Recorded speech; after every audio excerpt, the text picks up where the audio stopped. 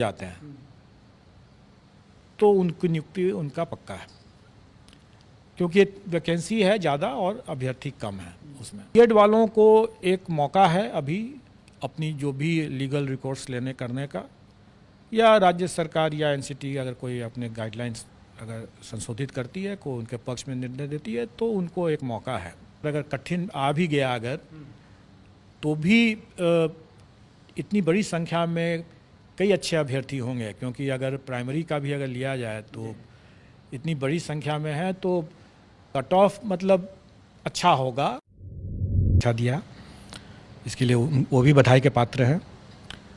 हम लोगों का आयोग में हमेशा से यह प्रयास रहा है कि हम कदाचार मुक्त परीक्षा कराएं, और आप लोगों ने देखा होगा कि 67th की पुनर्परीक्षा से लेकर के अभी तक जितनी परीक्षाएं हम लोगों ने लिया है, किसी में भी पेपर लीक या वायरल होने की कोई बात नहीं आई है।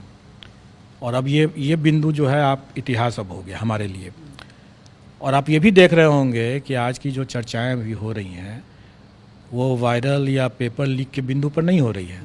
अब परीक्षा की गुणवत्ता, प्रश्न पत्र की गुणवत्ता और इस तरह की चीज़ें की बातें हो रही हैं, जो कि अच्छी बात है। शैक्षणिक बिंदुओं पर अगर विचार विमर्श अगर होता है तो अच्छी बात है वो। सर, एक चीज़ जानना चाहेंगे कि जो आप लोगों ने जो कंट्रोल रूम बनाया था उसका कितना फ़ायदा मिला, और आपने एक पॉलिसी भी की थी कि नहीं, जो क्वेश्चन पेपर होंगे वो अभ्यर्थियों के बीच जाएंगे, खुलेंगे और बीपीएससी का अपना सील होगा उस पर। देखिए, हम हमेशा से इस बात को हम समझते हैं और हम मानते हैं कि हमें ऐसे कदाचार करने वालों से 2 कदम आगे रहने की आवश्यकता है। जो कमियां थी सिस्टम की 67th में, उसमें सुधार करते रहना। और उसी की कड़ी में इस बार हम लोगों ने यह भी किया कि जो रिटर्न सील जो होगा वो सील हमारा होगा। अभी तक हम लोगों ने पिछले बार में ये किया था कि जो रिटर्न सील होगा, मतलब रिटर्न बक्सा जब आएगा तो उसमें बक्से को जो सील किया जाएगा वो सेंटर सुपरिटेंडेंट का सील होगा। लेकिन इस बार हम लोगों ने उसको ही बदल करके कर दिया कि नहीं, सेंटर सुपरिटेंडेंट का वो सील नहीं होगा, वो सील हम देंगे। और फिर वो हम सीमित संख्या में देंगे ताकि सेंटर सुपरिटेंडेंट उसको लगा दे और फिर तब हमारे पास है, ताकि वो सेंटर सुपरिटेंडेंट के स्तर से या मतलब सेंटर के स्तर से कोई उस सील के साथ परिवर्तन कर दे।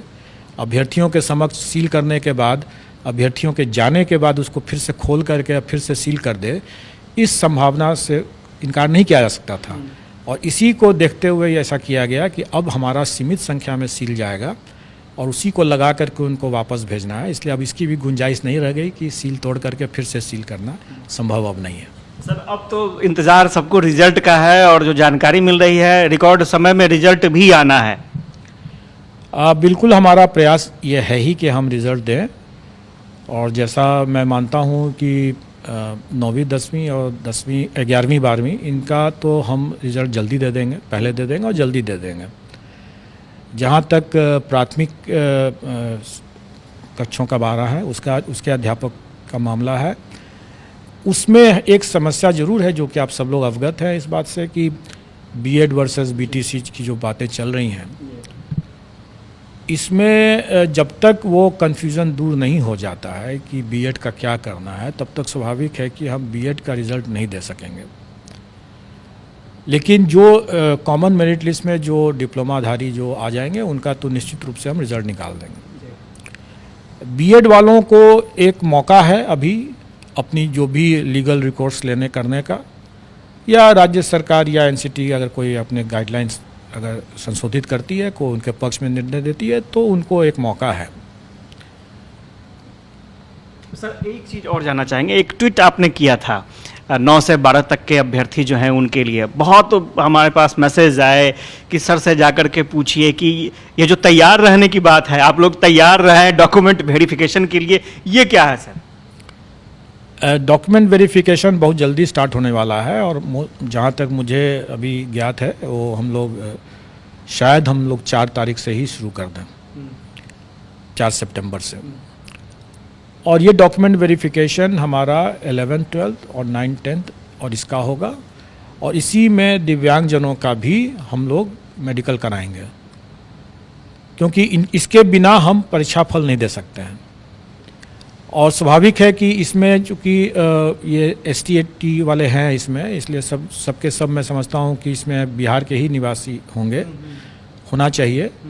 और इसमें हम लोग उनको अपने गृह जिला में ही ये डॉक्यूमेंट वेरिफिकेशन की व्यवस्था करेंगे ताकि उनको ज़्यादा इधर उधर भटकना न पड़े। लेकिन एक सीमित समय देंगे हम उन्हें, और उसी सीमित समय के अंदर में उनको डॉक्यूमेंट वेरीफाई कराना है और अपना जो मेडिकल कराना है जो दिव्यांगजन हैं। और अगर उसमें कोई मेडिकल में अगर उनको रेफ़र किया जाता है IGIMS में या किसी और हॉस्पिटल में, तो वहाँ उनको जा कर के इसको करवाना होगा, ताकि हम समय पर रहते हुए मतलब मेरा मानना है कि 15 सितंबर तक अगर सब कुछ अपनी योजना के हिसाब से चलेगा अगर, तो 15 सितंबर तक इन लोगों का मैं परीक्षा फल देने की स्थिति में रहूँगा। और जहाँ तक प्राथमिक की बात है वो मैंने पहले ही बताया कि उनका डॉक्यूमेंट वेरिफिकेशन भी हम लोग स्टार्ट कर देंगे, और लेकिन उसमें थोड़ा टाइम लगेगा। तब तक प्राथमिक के अलावे जितने लोग हम लोग कर चुके रहेंगे। तो प्राथमिक वाले में थोड़ा सा विलम्ब है, और विलम्ब का कारण एक तो यह है कि उनकी संख्या बहुत ज़्यादा है और उसमें हमें कई तरह की चेकिंग करनी है। और दूसरा जो BEd वर्सेस BTC का भी एक मुद्दा है। इसलिए इन सब को ध्यान में रखते हुए मेरा मानना है कि उनका डॉक्यूमेंट वेरिफिकेशन में थोड़ा टाइम लगा। मैंने अपने